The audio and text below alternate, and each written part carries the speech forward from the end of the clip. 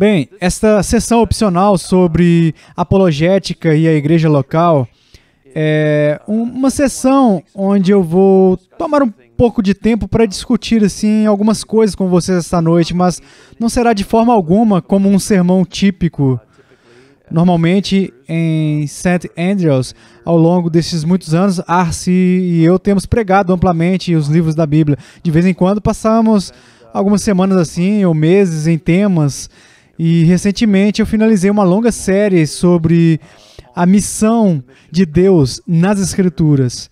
Mas pregar por intermédio assim de Romanos pela manhã em St. Andrews e vir 3 semanas assim em Romanos 12, 1 e 2 e outras 3 semanas em Romanos 3 e seguintes. Então estamos apenas avançando versículo por versículo, linha por linha, e à noite por intermédio do livro de Êxodo. E muito grato pela nossa igreja e pela nossa família lá na capela de St. Andrews. Essa noite quero passar algum tempo falando com vocês aqui brevemente sobre a verdadeira base para a apologética e a igreja local. E através assim de uma estrada um pouco estranha para chegar lá. Mas quero que comecemos olhando para a passagem com a qual estamos todos familiarizados no capítulo de 1 Pedro, capítulo 3. E eu quero que comecemos olhando para essa passagem em um aspecto particular dessa passagem. Então, vamos prosseguir e ler essa passagem juntos de novo. E é algo que surgirá repetidas vezes, tenho certeza, ao longo deste final de semana. Mas, lá em 1 Pedro, capítulo 3, Pedro escreve, versículo 13, Ora, quem é que vos há de maltratar se fordes zelosos do que é bom?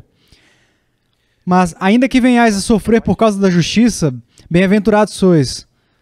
Não vos amedronteis, portanto, com as suas ameaças, nem fiqueis alarmados. Antes, santificai a Cristo como Senhor em vosso coração, estando sempre preparados para responder a todo aquele que vos pedir razão da esperança que há em vós, fazendo, todavia, com mansidão, temor, com boa consciência, de modo que, naquilo em que falam contra vós outros, fiquem envergonhados os que difamam o vosso bom procedimento em Cristo. Porque, se for da vontade de Deus, é melhor sofrais por praticardes o que é bom do que praticando o mal. Agora, olhe para o início daquela passagem que acabamos de ler, onde Pedro está implorando sobre o zelo para serem bons. Ora, quem é que vos há de maltratar se for zeloso do que é bom? Ele está falando sobre sua paixão, seu motivo, seu desejo pelo que é bom e por fazer o bem. E mais tarde, adiante, nós vemos no versículo 15, a respeito assim da resposta deles a outros que deveriam perguntar a respeito da esperança que está dentro deles, de que deem essa resposta com gentileza e respeito. Então, o versículo 16, tendo uma boa consciência para que quando você for caluniado por quem? Bem, caluniado pelos estranhos, caluniado por aqueles lá no mundo, caluniados geralmente pelos incrédulos, embora sejamos muitas vezes caluniados também por aqueles na igreja, que aqueles que insultam o seu bom comportamento em Cristo podem ser envergonhados. Que aqueles que insultam o seu bom comportamento. Agora, Pedro, ele está lidando com uma série de coisas nessa passagem, mas uma das coisas que é um tema constante é seu desejo pelo bem, seu zelo pelo bem, sua paixão pelo bem, para fazer o bem, para pensar o bem e fazer o que é certo. Como cristãos, juntos em sua comunidade, como uma igreja na comunidade, assim, de forma mais ampla. Que quando eles insultá-lo pelo seu bom comportamento, que eles sintam vergonha. Versículo 17, porque se for da vontade de Deus, é melhor sofrais por praticares o que é bom do que praticando o mal. Então, o que parece ser um dos temas predominantes dessa passagem aqui é Pedro implorando e lembrando-os e encorajando-os em seu zelo por serem bons e serem preocupados com o seu bom comportamento, e lembrando eles de que quando o mundo e os estranhos caluniarem eles, dizendo que eles não terão perna para se apoiar, eles ficarão envergonhados por causa do seu bom comportamento. Isso que quer dizer que o mundo ele poderá ver o seu bom comportamento. O mundo e a cultura circundante da igreja serão capazes de enxergar e perceber que esses cristãos, embora não perfeitos, embora pecadores e arrependidos, esses cristãos são boas pessoas. esses cristãos têm um bom comportamento no mundo. Este tema, a meu ver, é um dos mais significativos e um dos mais esquecidos temas para os cristãos em nossos dias. É algo que nós esquecemos, mas o que Jesus nos disse para fazer, lembra do discurso dele, da luz do mundo, em Mateus 5, no Sermão do Monte, em Mateus 5, versículos 13 a 16, o que ele nos disse para fazer? Bem, ele diz, primeiro, que vós sois a luz do mundo. Não tente ser a luz do mundo, mas vocês sois a luz do mundo, somos a luz do mundo em virtude de estar em Cristo, que é a luz do mundo. Seja a luz do mundo, faça a luz brilhar, a sua luz brilhar, tanto que o que vai acontecer? O que pode acontecer? Que o mundo possa enxergar, que eles possam ver a sua luz, que eles possam sentir ou saborear o teu sal, para que eles vejam a tua luz, para que eles possam ver as tuas boas obras e fazer o quê? Para que eles possam glorificar o Pai no céu.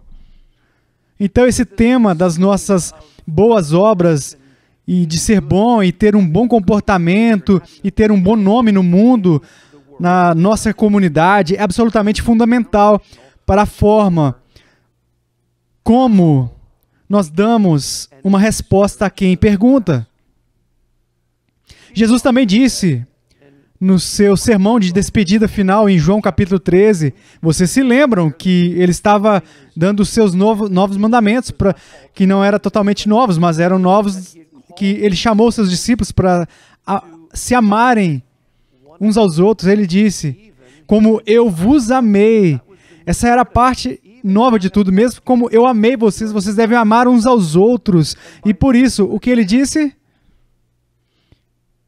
Eles saberão ou conhecerão que vocês são os meus discípulos, pelo amor de uns pelos outros. Que o mundo, a comunidade, que os seus amigos e vizinhos próximos, todos aqueles dentro da sua esfera de influência, eles saberão que vocês são os meus discípulos, eles saberão que vocês são seguidores de Jesus Cristo, pela forma como eles enxergam vocês tratando uns aos outros, pela forma como eles enxergam que vocês se amam e se preocupam uns com os outros. Vemos a mesma coisa funcionando para nós em Atos capítulo 2, versículos 42 e seguintes. A igreja se reuniu.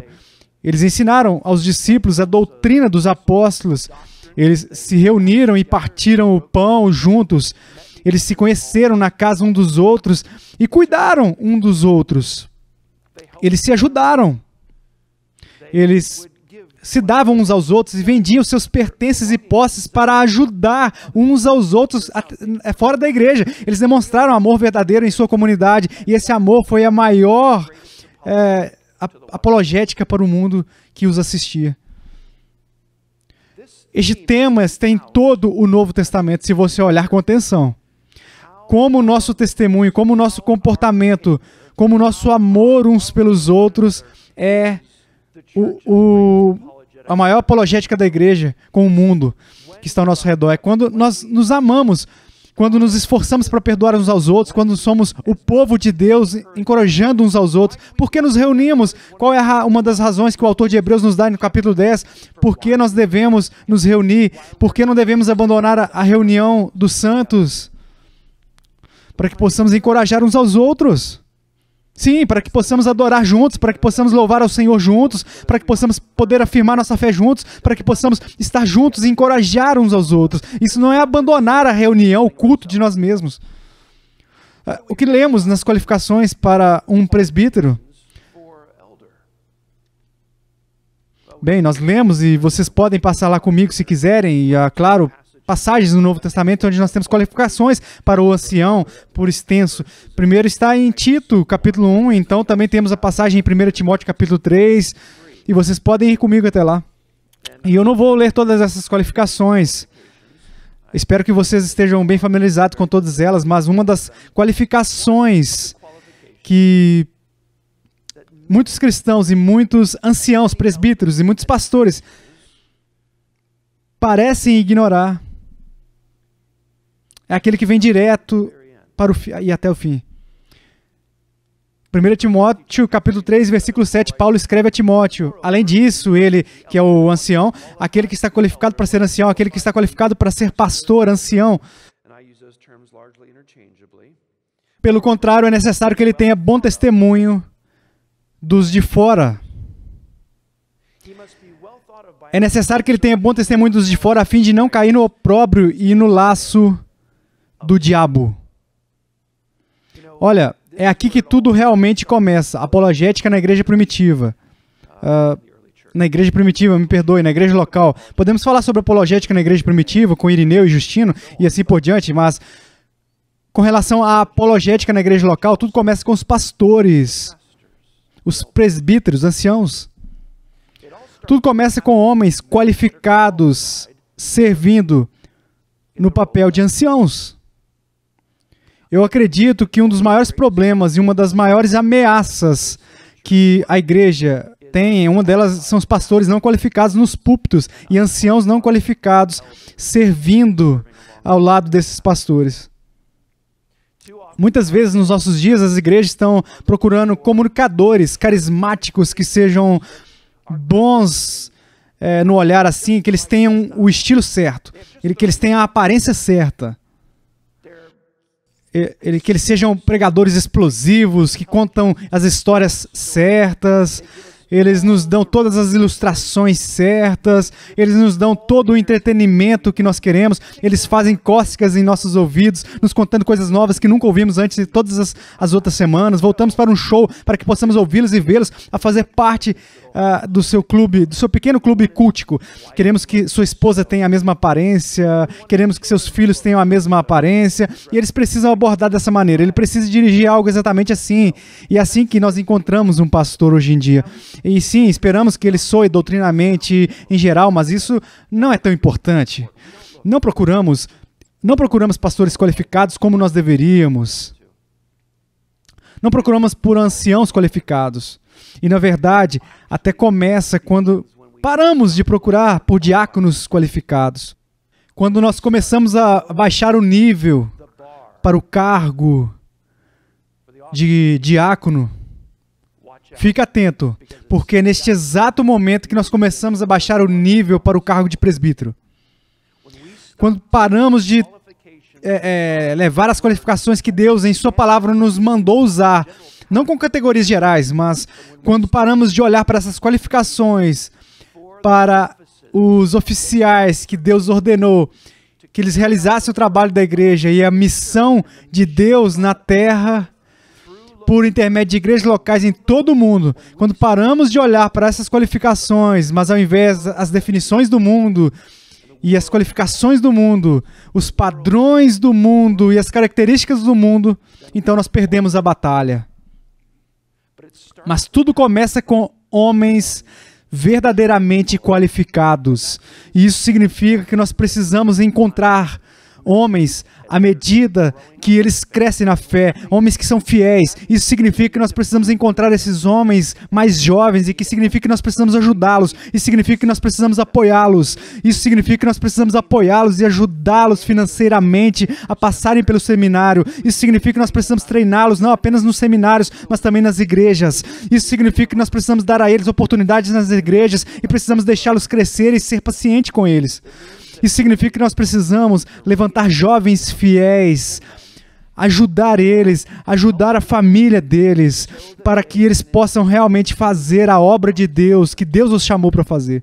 Mas nós precisamos encontrar homens qualificados, e uma dessas qualificações é que eles tenham uma boa reputação, que eles tenham um bom testemunho para os de fora. Isso não parece estranho para vocês?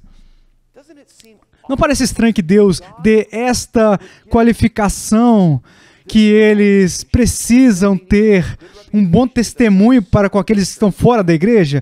Já ouvi falar de presbíteros e anciãos enfim, conselhos de presbíteros ao longo dos anos que se encontram com candidatos mais velhos. Eles vão até mesmo para os seus empregadores, vão para os vizinhos e perguntam que tipo de homem eles são.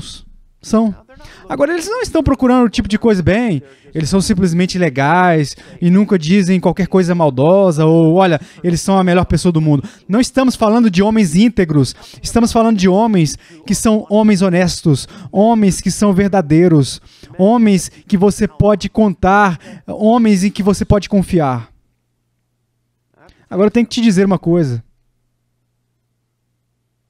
que essas qualificações são difíceis. Mas eu vou dizer uma coisa para você, se eu não tivesse essas qualificações, eu seria muito mais idiota do que eu sou. É fácil tratar as pessoas fora da igreja não tão bem quanto você deveria. Não é apenas difícil para os pastores, é difícil para todos nós. Nem sempre é fácil ser gentil com alguém que não está fazendo o seu trabalho a um nível que você espera. E houve momentos na minha vida em que eu tive que pedir desculpas a um servidor, um servo, ou um mordomo, ou um motorista, ou outra pessoa, por ser impaciente com eles, ou por dizer algo cruel a eles. E é essa qualificação que me persegue constantemente para dizer, cuidado, porque não é apenas como você age na igreja, porque os pastores podem atuar com os que estão na igreja, não é? Mas nós somos chamados para ser a mesma pessoa na igreja, no púlpito, em casa e na comunidade, onde quer que estejamos, somos chamados a ter essa reputação. Bem, não é apenas para pastores, não é apenas para presbíteros e anciãos, todo e qualquer cristão é chamado para ter um bom comportamento e ter uma reputação fora da igreja, que não pode ser caluniado, que nenhuma calúnia possa realmente durar assim. Que qualquer um que calunie, qualquer um que possa insultar, ele simplesmente vai cair assim de vergonha. Não haverá uma perna para se apoiar e eles serão envergonhados. Então, o que mais vemos do apóstolo Paulo? Ele escreve em Colossenses, capítulo 4. Capítulo 4 e versículo 2, ele escreve, perseverai na oração, vigiando com ações de graças. Suplicai ao mesmo tempo também por nós, para que Deus nos abra a porta a palavra, a fim de falarmos do mistério de Cristo, pelo qual também estou algemado, para que eu o manifeste como devo fazer. Observe, Paulo, ele procurou sempre falar com clareza, não simplificar demais, não tornar as coisas simplistas, mas ele queria deixar o evangelho claro. Amados, sempre tenham cuidado com os ministros que complicam e confundem o evangelho. Paulo orou por clareza. Ele queria ser capaz de pregar o evangelho de uma maneira simples e clara. É que é como eu deveria falar, fazer. Versículo 5. Portai-vos com sabedoria para com os que são de fora. Aproveitai as oportunidades. Que a tua palavra, a vossa palavra seja sempre agradável, temperada com sal, para saberdes como deveis responder a cada um. Isso soa familiar? É muito parecido com o que Pedro está escrevendo. Dizendo assim, como você é chamado a caminhar, todo cristão, cada cristão na sua comunidade, você é chamado para seguir este caminho com os de fora. Você é chamado para andar neste caminho, você é chamado para andar de tal maneira e falar de tal maneira com palavras graciosas e palavras salgadas para que os seus próximos e seus amigos e seus parentes, eles venham dizer, o que é que há com você?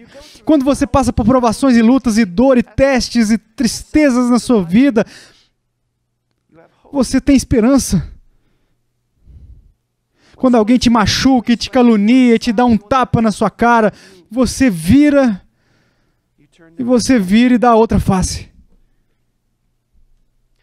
Há algo sobre você. Você não é perfeito, eu sei disso, eu vejo suas deficiências, mas há algo sobre você que, quando você é caluniado, você não calunia em troca, você não insulta em troca, você não odeia os seus inimigos, você ora por eles. Isso é bizarro, eu não consigo entender você. Me conte sobre essa esperança que você tem dentro de você, porque isso não faz sentido nenhum. Paulo está elogiando os colossenses, Pedro está elogiando as igrejas que nós deveríamos viver no nosso mundo, e não é fácil, não é? Porque a verdade da questão é que não amamos o nosso próximo naturalmente. Naturalmente desprezamos o nosso próximo, não é? Naturalmente não sentimos boa vontade na época do Natal. Naturalmente não sentimos boa vontade em relação aos nossos próximos na época do Natal. Nós não sentimos coisas boas naturalmente e temos bons pensamentos e julgamos cada um com a melhor das intenções e a melhor dos motivos. Temos a tendência de julgar as pessoas pelos piores motivos. Tendemos a ser incomodados pelas pessoas. Temos a tendência de reclamar das pessoas a quem mostramos hospitalidade. Tendemos a reclamar dos nossos vizinhos. Eles tendem a reclamar de nós. Mas, meus amigos, como povo de Deus neste mundo, nós somos a única luz que eles enxergam. Vocês entendem? Incrédulos, eles não leem a Bíblia, não é? Eles não leem, eles leem nós. E não seremos perfeitos. Isso significa que, enquanto nos esforçamos para viver vidas honrando a Cristo e seguindo a Cristo, vivendo uma vida de santidade e obediência ao Senhor Jesus Cristo, o que isso também significa, amigos, é que o mundo também vai nos enxergar, não apenas fazendo o bem na frente deles, e sendo bom na frente deles, mas quando pecamos, isso também vai significar que nós vamos nos arrepender diante deles e até mesmo, às vezes, dizendo, me perdoe pela maneira como eu agi, me perdoe pela maneira como eu tratei você. Não importa se eles são incrédulos, muçulmanos, hindus, não importa. Nós, como povo de Deus, somos chamados não apenas a amar uns aos outros, também somos chamados a amar nossos inimigos e somos chamados a viver de tal maneira diante deste mundo vigilante que nós somos apontados assim, as pessoas não para o quão bons nós somos em nós mesmos, mas estamos apontando para as pessoas quando eles olham para nós e eles enxergam algo diferente e dizemos, não se trata assim de fato de mim, porque a verdade da questão é que eu sou um tolo, eu sou um pecador miserável, eu mereço estar no inferno como vocês. Mas pela graça de Deus, eu sou o que sou, e Ele me salvou, e Ele me deu vida, e Ele me deu o seu Espírito Santo, e Ele me deu um caminho, é um caminho estreito, mas é um caminho lindo, é um caminho que leva direto à glória, e é um caminho de luz. É um caminho de luz, embora eu estivesse caminhando na escuridão, no caminho oposto, em inimizade com Deus, eu estava fugindo, e eu o odiava, e de fato, no meu estado natural, quando Ele veio, eu o coloquei na cruz. Mas assim que Ele me chamou das trevas para a sua luz maravilhosa, Ele me disse para voltar para a escuridão e brilhar. E é isso que eu estou fazendo. E é assim que nós vivemos neste mundo caído, neste mundo quebrado. Não importa quantos anos nós temos, não importa o quão maduros sejamos na fé. Se você é cristão, você é um apologista. A questão é quão fiel você é como um apologista. E quando você faz o trabalho de um apologista com seus amigos, colegas de trabalho, colegas de classe, parentes e vizinhos, que até embora nem sempre gostem de você, eles não podem realmente cobrar de você. E quando olham para você, eles dizem, sabe, ele nunca me deu uma palavra áspera, ou uma palavra mesquinha, irada, de divisão sobre sua fé e a minha crença ou descrença. Na verdade, sempre que eu pergunto a ele, ou sempre que falamos sobre a fé dele, ele sempre me responde com gentileza e mansidão. E quando fazemos isso, enquanto pregamos a verdade do Evangelho, como o Dr. Lawson acabou de dizer, o Espírito Santo toma e usa. Veja, se confiamos na soberania de Deus, nós confiamos não apenas que Ele tem trabalhado todos os fins de todas as coisas, mas Ele desenvolveu todos os meios para esses fins, e se Ele é aquele que nos ensinou, pregue a verdade, pregue o Evangelho, pregue todo o Evangelho, não deixe nada de fora e faça-o com mansidão e domínio próprio. O Espírito Santo fará o restante e fará o descanso. Você não precisa ir bater na cabeça das pessoas com isso, apenas pregue para eles, Deus fará o restante. E Ele não vai apenas bater na cabeça deles, Ele vai esmagá-los e tirar o velho pedrulho do coração e arrancá-lo e dar-lhes um coração totalmente novo e dizer, você é meu, e eles serão vivificados. Portanto, amigos, enquanto nos esforçamos para viver neste mundo escuro, façamos isso pela luz de Cristo. Enquanto vivemos para Cristo, embora imperfeitamente, para a sua glória e não para a nossa. Obrigado.